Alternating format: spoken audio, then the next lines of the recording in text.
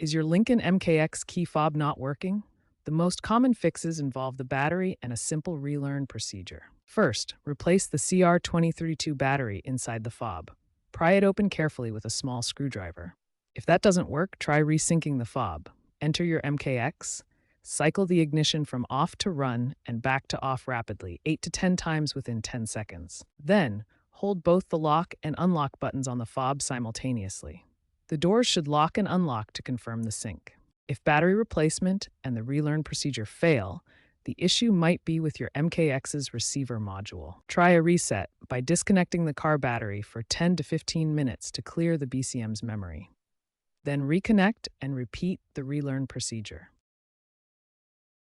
If problems persist, especially after electrical issues, it's time for a professional diagnostic. Ford dealerships or certified mechanics can use tools like the Ford IDS scan tool to check for deeper problems in the PAT's passive anti-theft system. Ignoring these steps could lead to more costly repairs.